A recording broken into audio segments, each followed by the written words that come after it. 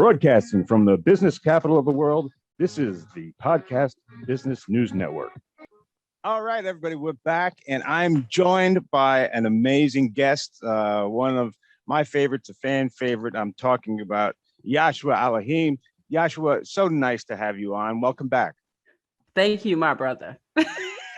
So if people are new to your show, you're a Reiki master, you are a vet, you're a Marine, you have done a one-woman show, you've written a book. What else haven't you done?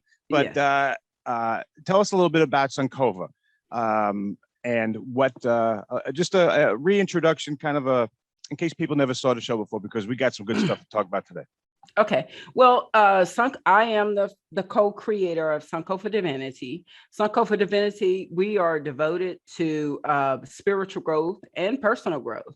We do one-on-one life coaching virtually. Okay. We also do Reiki Master teaching. So I teach people how to heal themselves, how to go within themselves. And that goes all the way back to returning home to self, because that's what we need to be. I also do long distance treatments. If you need to contact me in any way, you can always reach out 984-444-2157, or go to my site, sunkofadivinity.com, and just drop me a little email and just submit it, and I'll get right back to you. You know, I was thinking about you because we talked a little bit about this one-woman show that you wrote and you produced, and it was a few years ago when you were here on the island. And what I was thinking about was, you are really a amazingly tough person. You went through a patch on your journey which was challenging, and you were staying at a place where you were the only woman, and there were all men in this place. Yeah. And that's where this one-woman show came out of. Can you tell me more about it? I mean, it's fascinating. I was thinking about this the other day.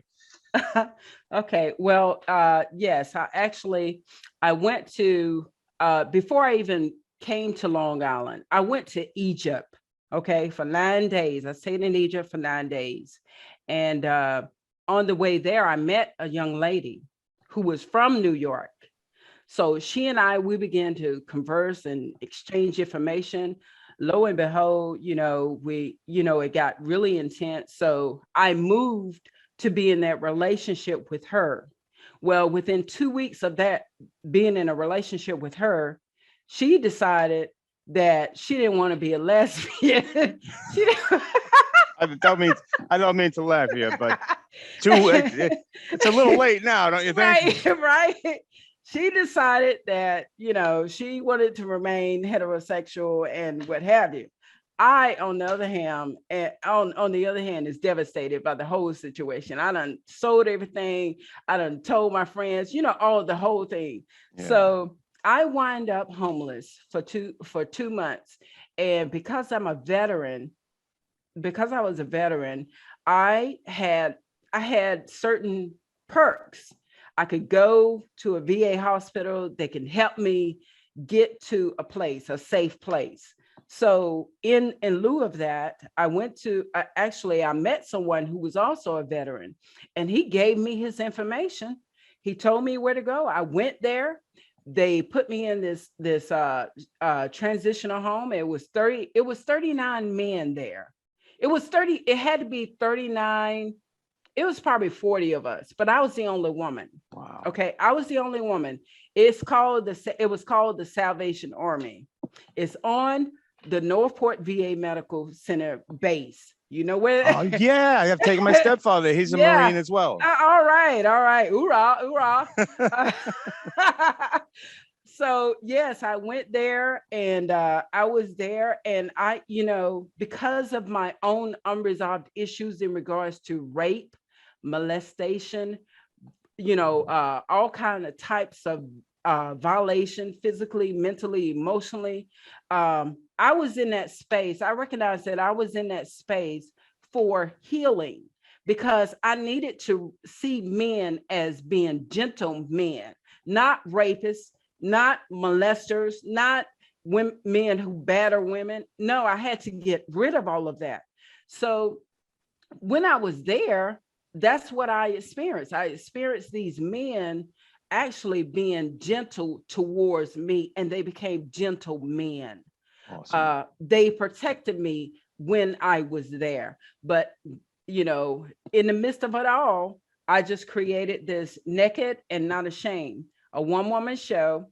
It has four intensive scriptures to it. I mean, parts, but I did it in a room, just one room, a small room.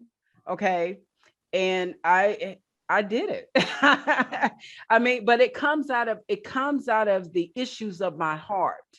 You understand what I'm saying? It comes out of the issues of my heart. Actually, the first scene of the play is called The Woman with the Issue of Blood. So here I am as the woman with the issue of blood, because I have all of these issues within myself, and I'm bleeding them out wherever I go. They're dictating my life. They're interrupting my relationships. They're doing all kind of things, because there's healing that needs to take place. Now, it's a story in the Bible. This lines up with the Bible, because I have to tell you again, I come from a Christian background. However, I am not a Christian. Nevertheless, I do use the scriptures as a reference. Okay. So this woman in the Bible, everybody has deemed her as being nasty, diseased, unhealthy to be around. So she was isolated from everyone because of this bleeding issue, and nobody could heal her. No one could hear her. And she was like this for like 12 years. But just so happened, she heard that there was a man coming through the village, and that man was Jesus. And she said within herself, she didn't ask nobody if she could go out. She didn't go to nobody else's house. She went back within the house of her own being, and she conjured up a faith, and she went out and she touched the hem of his garment. That's exactly what I did. When I was at Salvation Army, that was the beginning of the greatest healing point of my life. I began to touch the hem of that divine garment. And in doing so, I began to heal myself, recognize the healing within myself. That must have been so scary, challenging. How did you get the gut, the fortitude to get to face those fears like that? Because that's a lot of us, we're afraid to do stuff like that.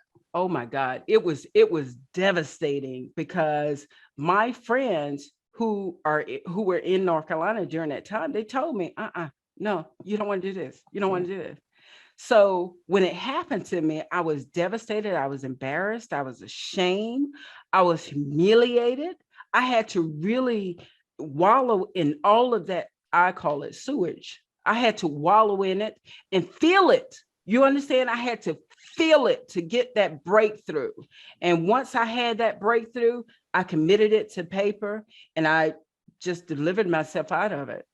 Wow. So you wrote that in the Salvation Army when you were healing and getting over this relationship that you put everything into. Yes.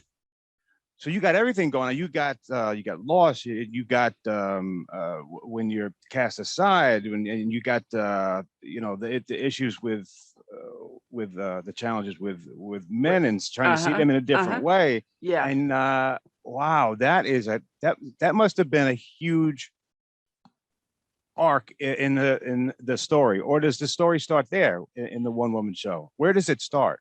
It starts with woman with the issue of blood. The blood. Okay. So you got this. Okay. Right. And then it goes, the second part is the conversation that I began to have with God. Like, why in the hell do you have me in this place? Yeah. What is going on, man? Woman, what is going on? What's up? What's going on? Do you not know I did not want to come here?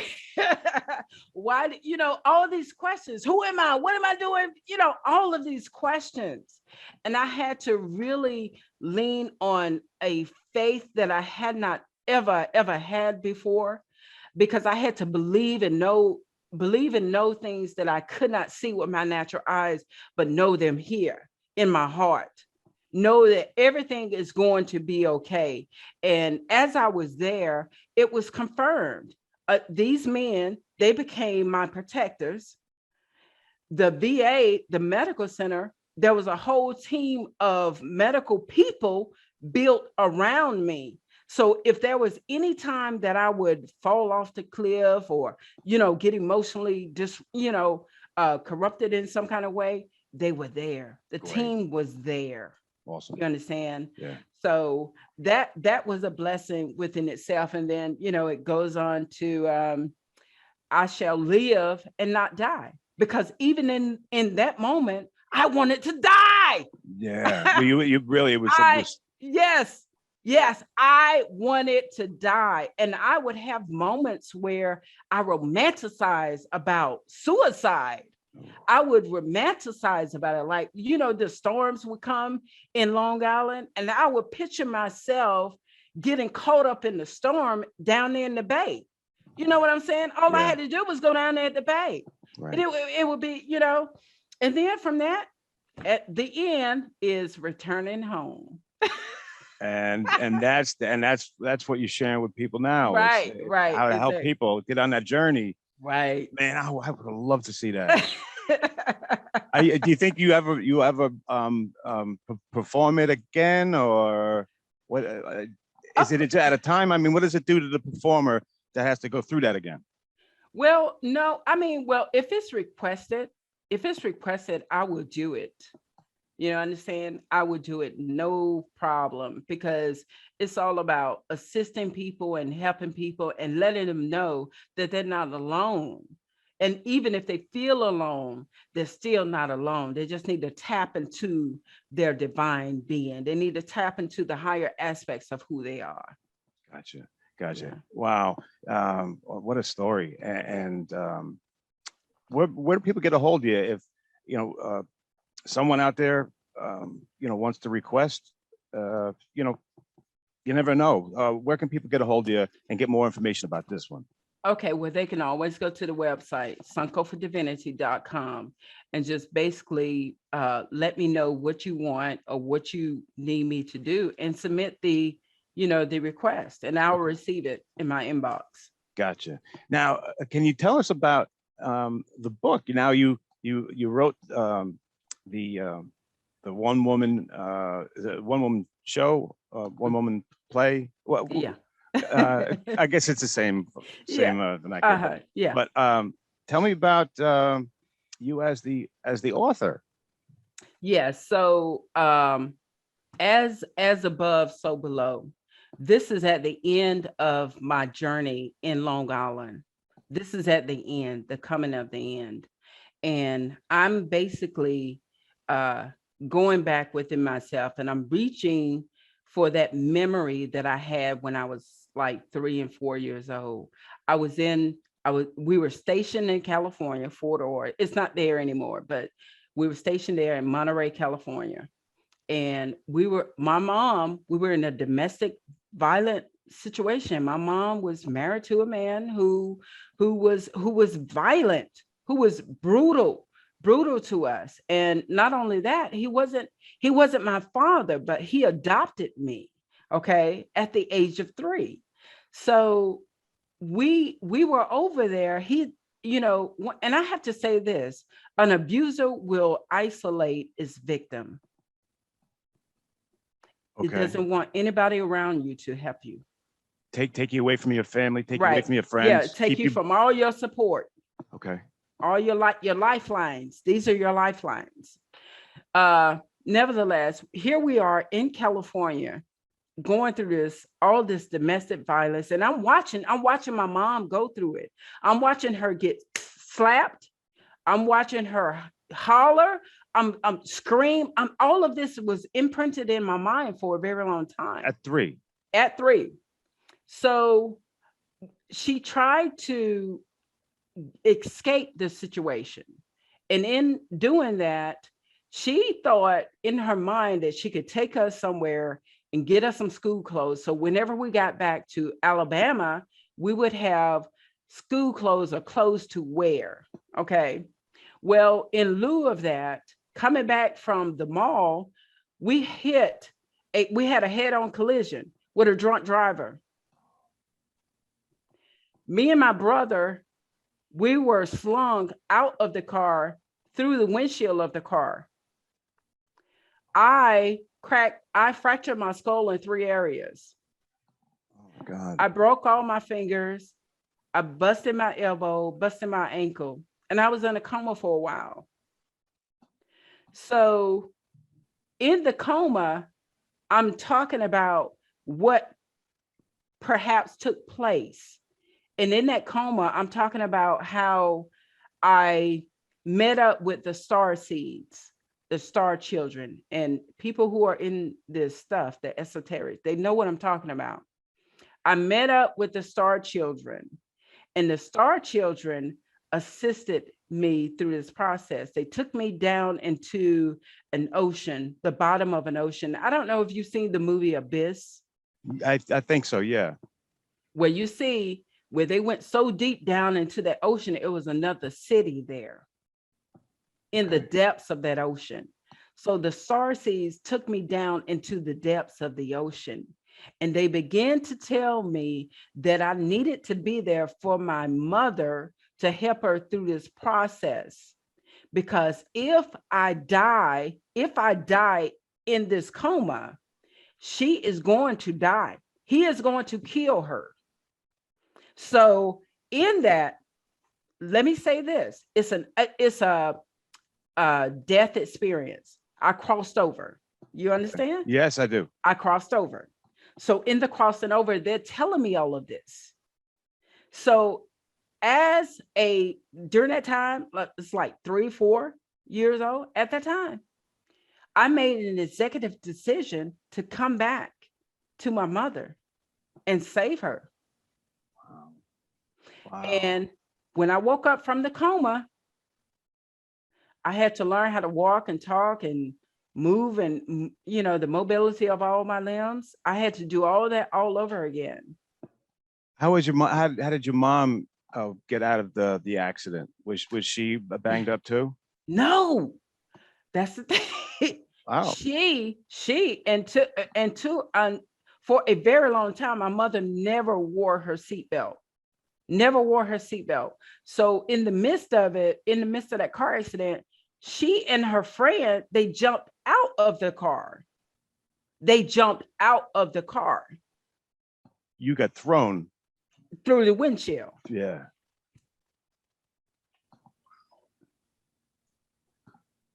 So you knew that you had to make it through to save her. Mm-hmm.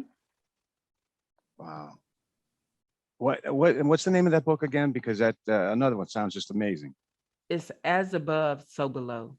And we can get it where? You can go to Amazon. It's Amazon Kindle ebook. It's there. Amazing stories. Wow. I told everybody you were interesting guests. So you didn't let us down. We don't have much time. So Mr. Producer, what is the audience saying? I know that they're loving this. What a great story.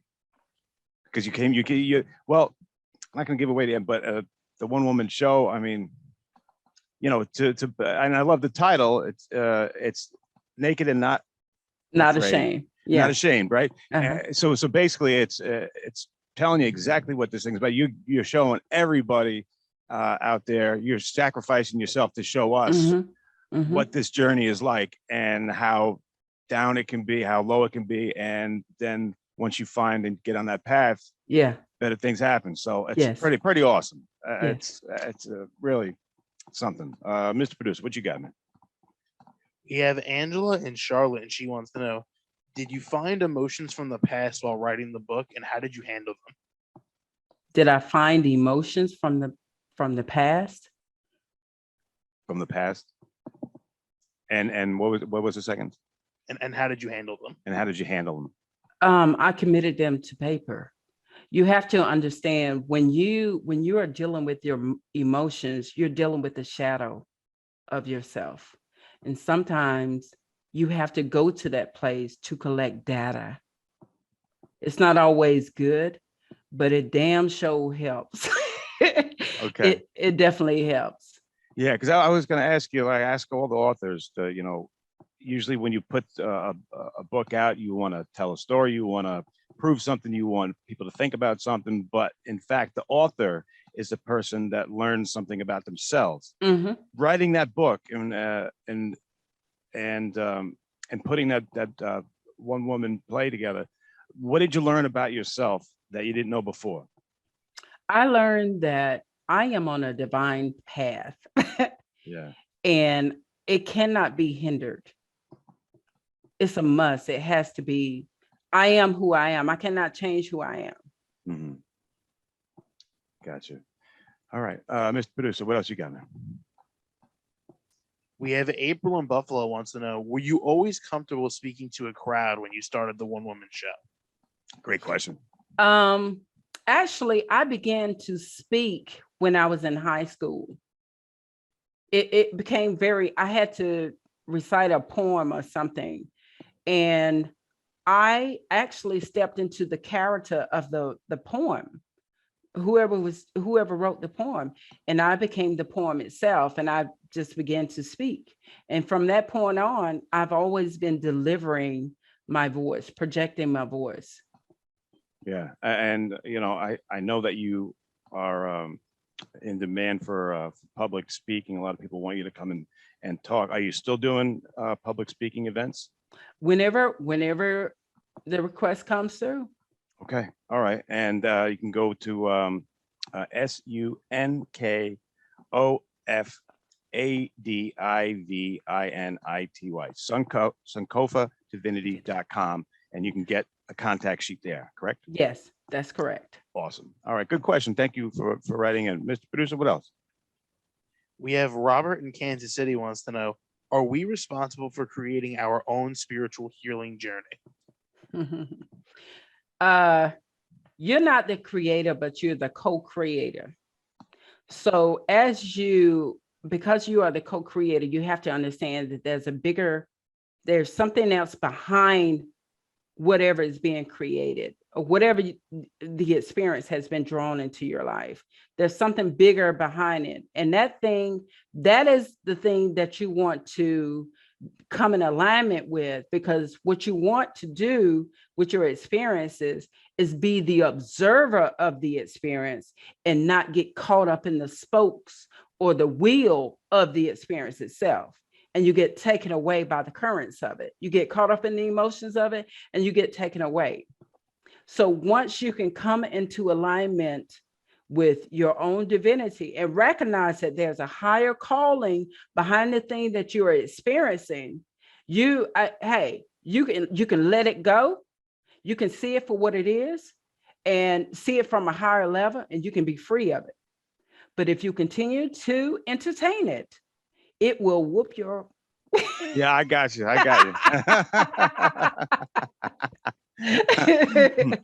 Guys, yeah, you're listening to the Yashu'a Eloheem show, and I appreciate it. I know I'm not going to get to everybody, but Mr. Producer, we got time for one more?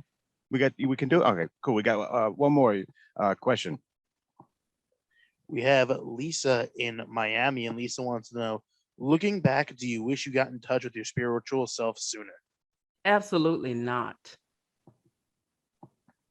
I came here for the human experience. Although I recognize myself as a spiritual being, I came here for the human experience. The human experience is what allowed me to cultivate who I am as a spiritual being. So it works hand in hand. Wow, you're such an interesting guest. Yashu'a Eloheem, amazing show. Thank you so much. I love your honesty. I love how you put it out there. And you're doing it because you are trying to help other people. Pretty awesome. So let me give you the last word here, because we are out of time. Can't wait till next time to see what you have to say. But you got the last word, Miss Eloheem. The last word is to work on loving yourself just a little bit more. Be kind to yourself first. Be kind to yourself. Talk to yourself, because there's something greater in you that wants to be in a relationship with you. And that is the ultimate relationship of all relationships. Well said. Well said. And one last time, how do people get a hold of you? Sunkofadivinity.com or 984-444-2157. All right. That's a thank you so much, guys. We will be right back. Are you looking for even more of the podcasts and hosts that you love? The Podcast Business News Network is proud to announce that you can now listen live on the MyTuner Radio and online Radio Box apps for iOS, Android, and the Amazon App Store. Or check us out online. Search for Business News Network on mytuner-radio.com or search Podcast Business News Network on onlineradiobox.com/US so you don't miss a minute of the action.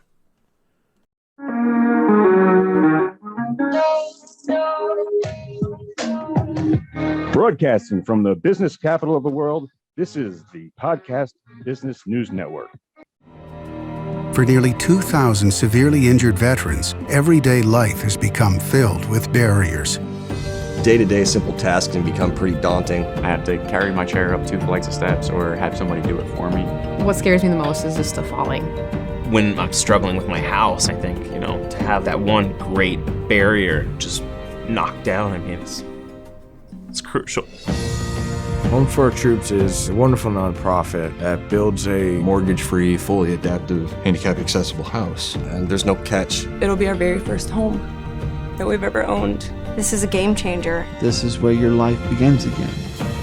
We need you to join us in completing this important mission. Please visit hfotusa.org and help build homes and rebuild lives. Because of you, everything's going to be okay.